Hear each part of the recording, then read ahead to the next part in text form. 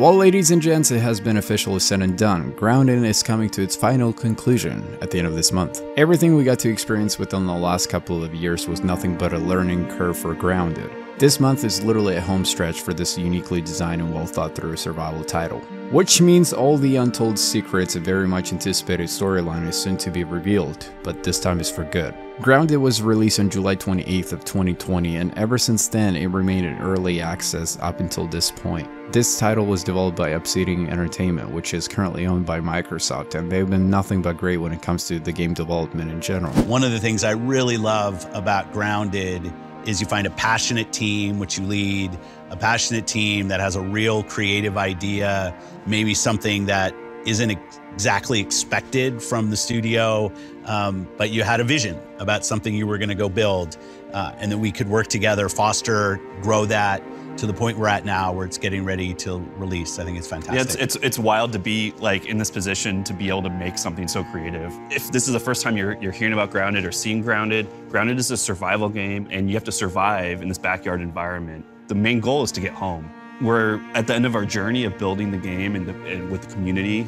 and this is the final update for the full, complete yard. It's the biggest update yet, right? Yeah. We have a bunch of cool surprises, a lot of cool new environments that you know, are going to be really fun to explore. Most of the time when Microsoft gets a hold of any title, they seem to carry on and truly fulfill people's expectations. When they took over Minecraft, they truly made that title shine in so many different ways. And to this day, they receive unstoppable support for that game, and I doubt it will ever stop, not anytime soon at least. So many players have given us great feedback along the way, and it's really shaped how we developed Grounded. Right now, we're actually checking out one of the early adventure areas in the game. It's the hedge. You're shrunk down to, you know, the size of an ant. Yeah. And actually, I think the ants are bigger than you are. They're a little bit bigger, right? Yeah. The players right now are going through this hedge maze, and it's nestled on the side of the house. You're trying to figure out like how you got here and how you're gonna get home. You know, part of the adventure is exploring all these cool areas and environments of the yard.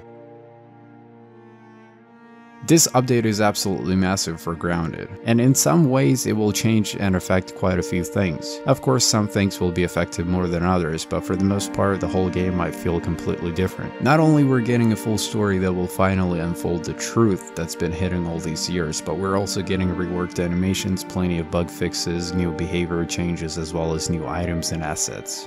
Well, one thing that we're really proud of for our final 1.0 release is our story. Yeah. And I think that's one thing that really separates us from most survival games. And we spent a lot of time world building, adding a lot of characters and storylines to the world. Yeah, I think there's, like for me, I played in Game Preview, Game Pass.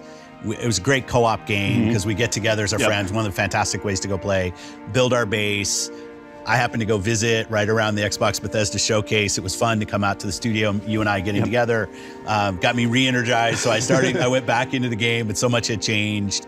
And now I'm so waiting for that story mode, the setting, because the story, it's a great setting for a story, kind of have a guided beginning of the game, and then the sandbox will obviously just open up for players. Keep in mind the price of this game is likely to go up as well, so if you haven't purchased one yourself, and to this day you're still debating whether it's even worth it, just keep in mind that the current price will more than likely change this month. It takes a lot of work and countless hours to get away from early access. Some games remain in early access for decades, but the ones that manage to get away from it, they share one thing in common, and it's ambitious work ethic. And how will you deal with, like, I assume you'll have some players who will be like me, returning, of the 10 million people who have played when it comes out. And then you have other players who are brand new, where the idea of, okay, now it's at 1.0, now is when I'm gonna go dive in. Like, you as a team, how do you think about those kind of different players coming, and how do you design for that? Yeah, so I think the one thing that, you know, we want to invite all the players that have tried Grounded, you know, even 2 years ago, we want them to come back and try it again and experience the full story, experience the full yard, because there's so much content in this yard. It's a big open world. There's so many cool environments, cool creatures to find.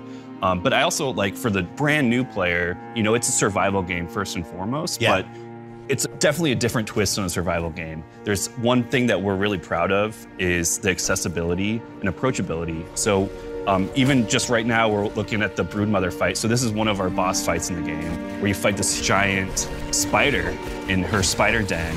It looks kind of funny, because we have a arachnophobia mode. And that's one thing that's really important to us is making the game accessible for all different types of players. We have tons of game options. So even if survival seems, that might be a hardcore genre of game, we're trying to bring in a huge audience with a lot of options to play the game how you want to play. Obsidian Entertainment kept the Grounded community engaged and informed throughout their full development progress. These developers have been very consistent and they stood by every promise they ever made. Grounded is one of those survival games that truly stands out and makes a name for itself by being the original. There's nothing like this. From the start of the game, you choose one of a few characters that are fully voice acted. The voice acting alone is very phenomenal. Is that Nat drunk or something? It's coming right at me.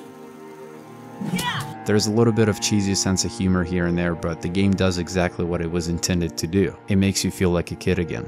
Growing up, have you ever imagined yourself being shrunk to the size of a roach? I certainly have, but guess what? Grounded fulfills that imagination for you. The game runs extremely smoothly. I can't speak from the console side of things, but playing Grounded on Steam really impressed me as far as performance was concerned. The game was truly intended for a lot of people. Even though the art style of Grounded appears to be cartoony, the game has some serious terrifying moments. Running away from a massive spider or even a mosquito was nearly enough to lose my shit. If you have a family or a group of people that really truly admire survival genre, this game is so much fun. Majority of my time was spent solo, but having other person with you will ultimately make your experience a lot better. There are currently players out there with over 400 hours into the game, and that's a lot of time considering people work 40 hours a week.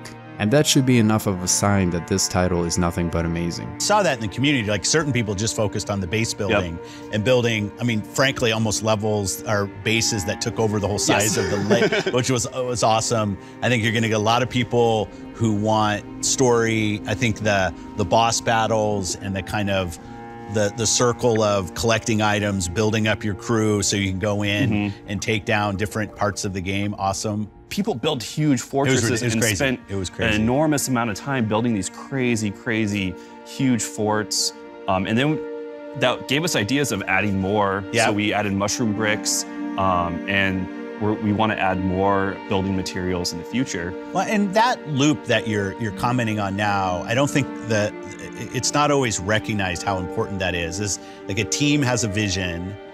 That vision meets reality through Game Pass and preview, 10 million people play and continue to play, and then they're gonna give you feedback, and that will actually change your production schedule, right? Because you're gonna listen and watch what people do. Yeah, even as simple as like sitting in chairs. I know that was a fun one that we put in like a year ago. That was a huge ask, just like people just wanna lounge around in their base, right? They built this huge, now it's something, it's to chill, right? One thing for our 1.0 release, there's a couple more surprise boss fights that we're really excited about.